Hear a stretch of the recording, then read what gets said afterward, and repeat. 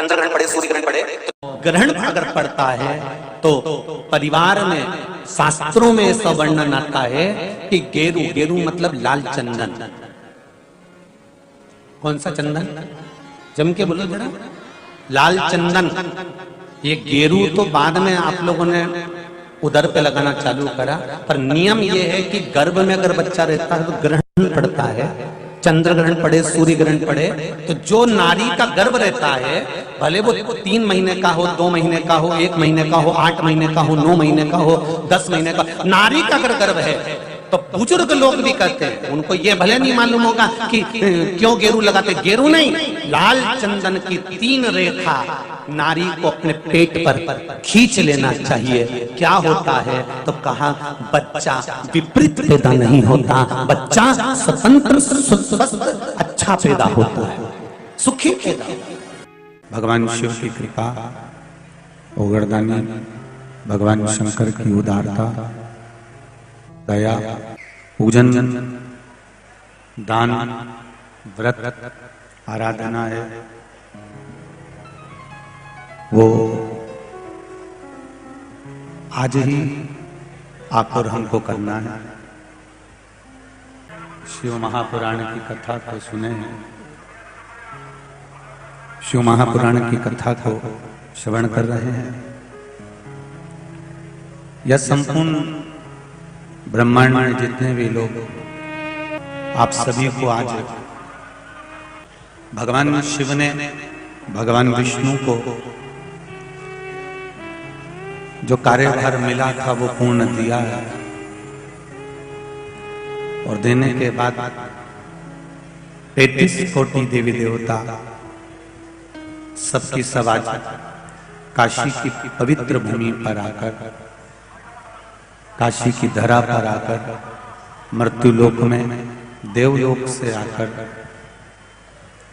भगवान शिव की अविरल भक्ति का सुख प्राप्त किया था। और बड़ा सुंदर दीप पर्व पूरे ब्रह्मांड में, पूरे काशी में, पूरे मृत्युलोक में 33 कोटि देवी देवताओं ने मिलकर किया, सभी ने मिलकर। इसलिए ये प्रयास करना, आज अपने अपने घर के दरवाजे पर दीप दान करो। कोई जलाशय, कोई नदी, कोई कुआं, कोई बावड़ी, कोई तालाब, कोई सरोवर नजदीक में हो तो वहां दीप दान करो।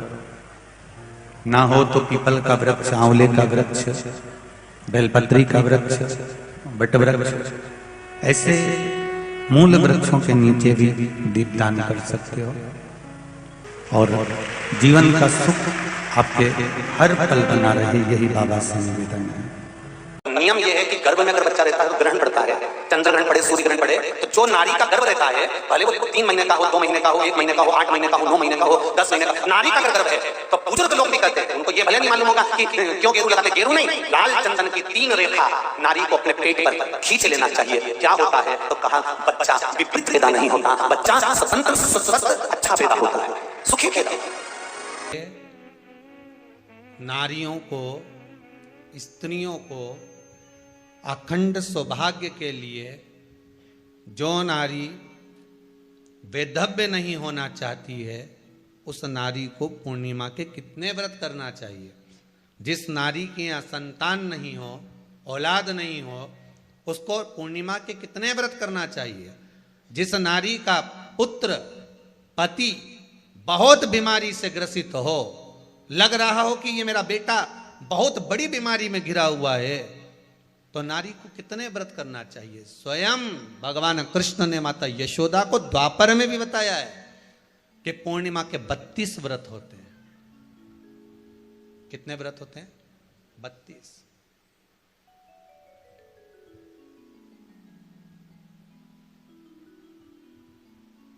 स्वयं भगवान कृष्ण यशोदा रानी को, माता यशोदा जी को भी बता रहे हैं 32 व्रत।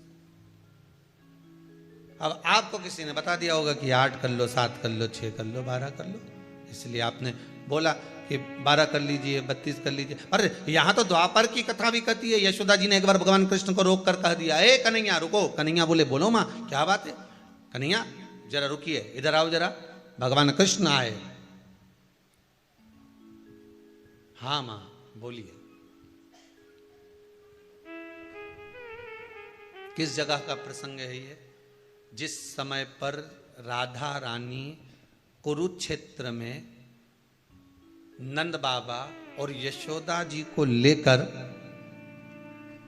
कुरुक्षेत्र के कुंड में ब्रह्म सरोवर में स्नान कराने के लिए लेकर जाती है, ग्रहण का समय पर।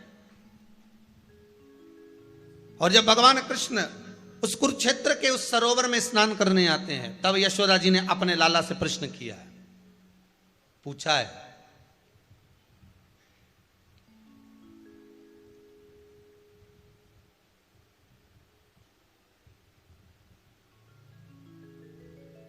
कि नारी वेधव्य होकर ना मरे।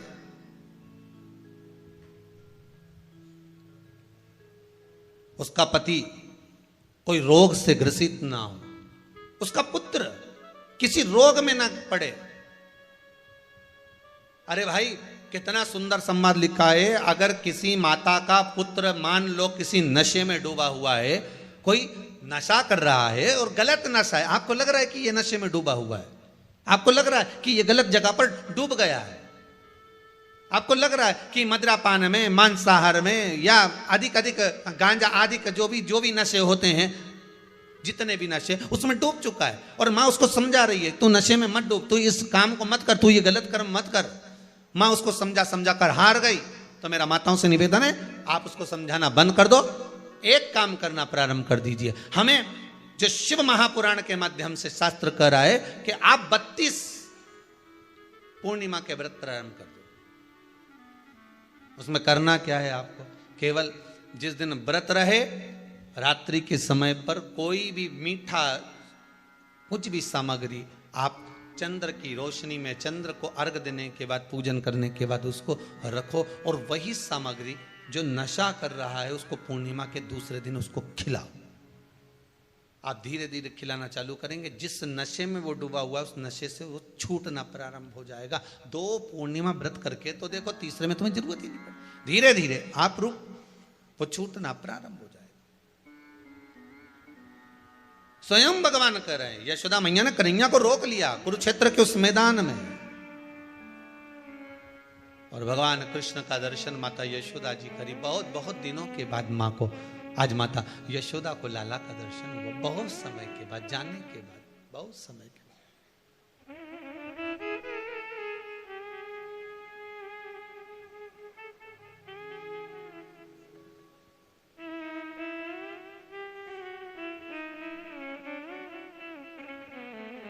आज नयन